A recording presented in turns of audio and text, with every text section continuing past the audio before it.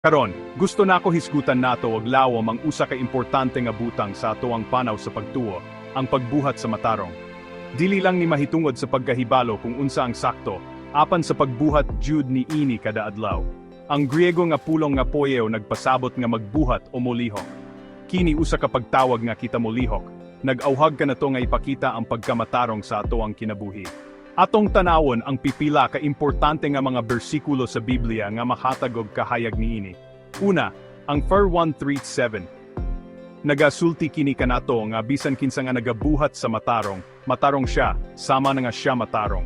Kini nga bersikulo nagpakita nga ang kanunay nga pagbuhat sa matarong usa ka timaan sa atoang pagtuo. Sunod, atong tanawon ang 2 Corinto 5:21. Gipakita niini nga ang tinuod na pagkamatarong gikan kang Kristo. Mahimo kitang matarong pinaagi sa atoang pagtuo ug relasyon kaniya, dili lang sa atoang mga buhat. Ang atoang mga lihok usa ka salamin niini nga relasyon.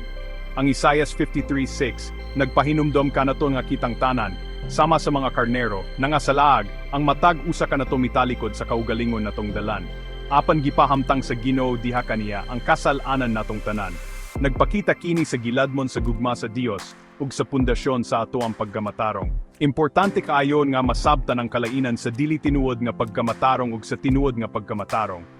Ang dili tinuod nga pagkamatarong mao ang mga buhat sa gawas nga walay kausaban sa sulod. Ang tinuod nga pagkamatarong nagagikan sa lawom ug mahigugmaong relasyon sa Dios, sama sa makita sa Juan 1:29.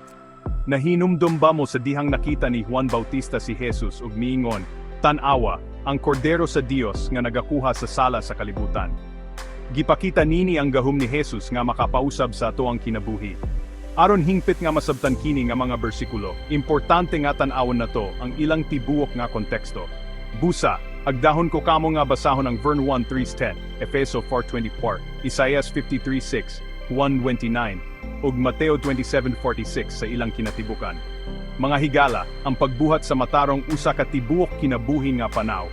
Dili kini mahitungod sa pagkaperpekto, apan sa ato ang sincero nga paningkamot nga mabuhi ang ato ang pagtuo kada adlaw.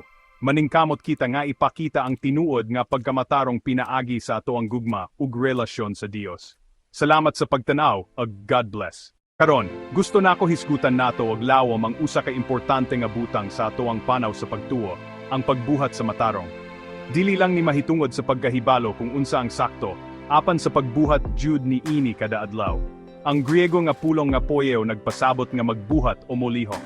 Kini usa ka pagtawag nga kita molihok, nag-auhag ka nato nga ipakita ang pagkamatarong sa ato ang kinabuhi. Atong tanawon ang pipila ka importante nga mga